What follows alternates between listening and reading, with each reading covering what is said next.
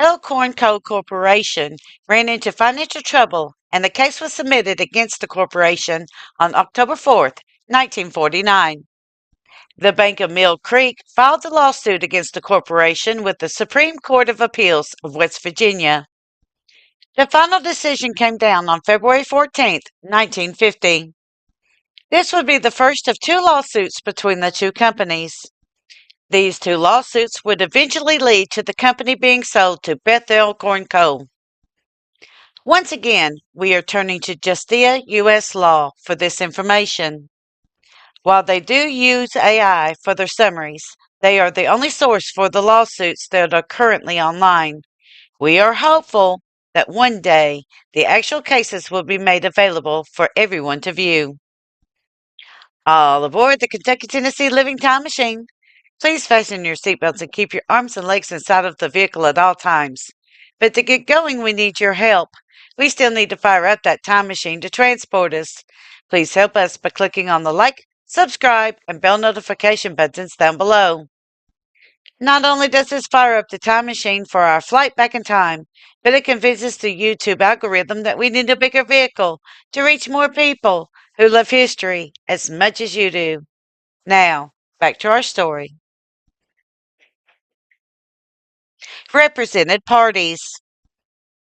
Case number 10080, Bank of Mill Creek versus Elk Horn Coal Corporation, before the Supreme Court of the Appeals of West Virginia, will now come to order. This case submitted to the court on October 4th, 1949. There are quite a few names here, and we ask for patience as we run through them. All cities are in West Virginia, unless otherwise notated. First, let's go over a couple of legal terms. The word appellant refers to a person or party that wishes to appeal a lower court's decision. An appealee is a person or party who won in the lower court and is now having to defend their win to the upper court. An amicus curiae simply means friend of the court. The party is simply there to help the court to gain more information about the case at hand, even though they are not directly involved in said case. An administration CTA, which is basically the person or attorneys that have been ordered by the court to be an executor of a will. The following is either directly quoted or paraphrased from the Justia U.S. Law website. The appellant's attorneys present are Rummel and Blagg and Stone, Charleston, Robert S. Spillman, Charleston, and Kenneth E. Hines, Charleston. The appellee's attorneys present are Jackson, Kelly, Morrison, and Moxley, Charleston, James B. Jackson, Charleston, W. Goodrich Sale, Jr., Charleston, David D. Johnson, Charleston, Cressona Brothers, New York City, New York, and James J. Cressona, New York City, New York. Attorneys representing the creditors of the estate of Clarence W. Watson are Brown and Higginbotham, Elkins, John F. Brown, Elkins, and H. K. Higginbotham, Elkins.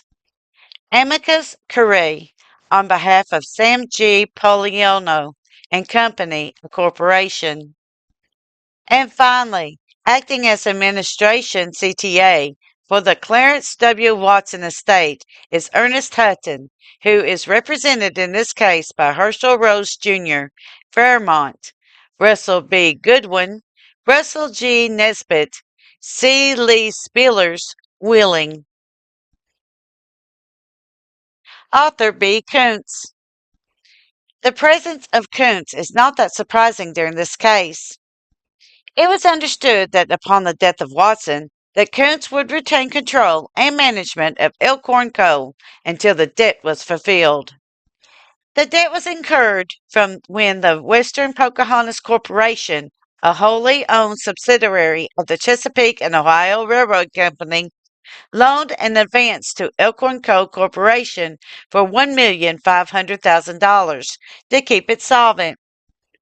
The debt had not been fulfilled when Watson had died, and now Koontz, now had to participate as both a stockholder and acting president of Elk Horn Coal Corporation.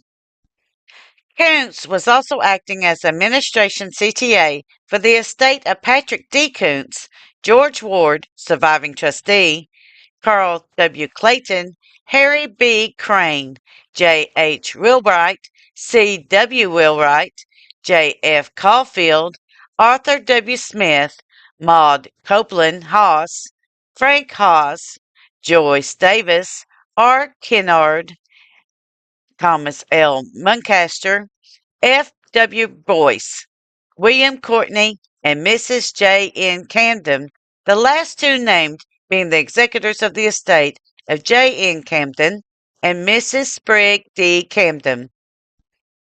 Although the types of stocks was not disclosed in the records, a total of 21,723 shares of the stock of the corporation was split between other persons who are not named but are part of this case.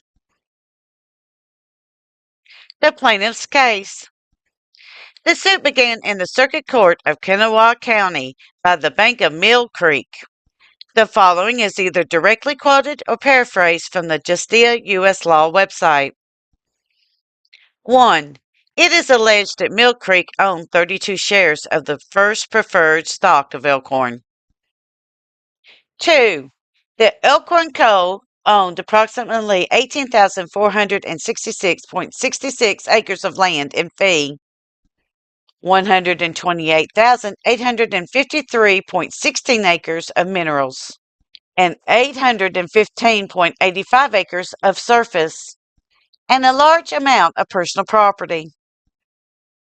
3. It is further alleged that Elk Horn Coal owned numerous debts, current and funded. It is further alleged that even though the assets were sufficient to discharge all debts, they are currently frozen and cannot be used to pay them off.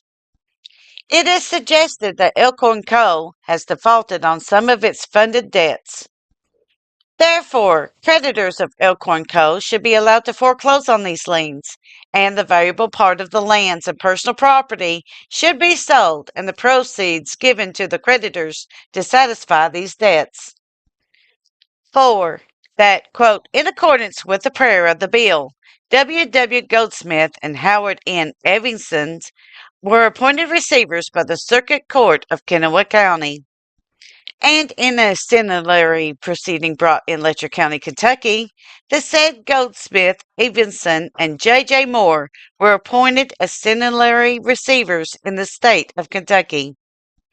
J. J. Moore having died, Thomas S. Heyman is now one of the ancillary receivers, unquote. 5. The receivers were not allowed to take possession of all the properties that belonged to Elk Horn Coal due to the fact that not all of the properties were used for coal mining in West Virginia. And the ancillary receivers in the state of Kentucky were the operating receivers. 6. That the receivers operated the company to the advantage of Elk Horn Coal. Under such operations, the payments for the loan with Western Pocahontas Corporation was extended.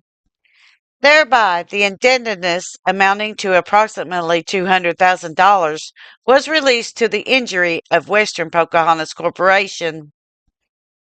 7. That the firm of Koontz and Koontz was employed for the primary receivers, that this law firm consisted of Arthur B. Koontz and Patrick D. Koontz, and associate W. W. Goldsmith. 8. That Arthur B. Koontz and Patrick D. Koontz took advantage of the Elk Horn Coal deal with Western Pocahontas Corporation in the purchase of 98,000 Elk Horn Coal certificates. This would set off the huge controversy of this case. In next week's video, we will dive into why the purchase of 98,000 Elk Horn Coal certificates may not have exactly been legal or ethical. And we will follow how this deal was able to take place after the death of Clarence W. Watson. Thank you. Kentucky Tennessee Living would like to thank you for watching our video series on the scandals of the Consolidation Coal Company. Don't forget to hit that like button, as the more likes we receive, the more likely YouTube is to suggest our videos to other viewers. Also, to receive notice when we upload a new video, be sure to subscribe and click the bell notification button. We thank you for continuing to support Kentucky Tennessee Living as we are discovering the mysteries in Appalachian history.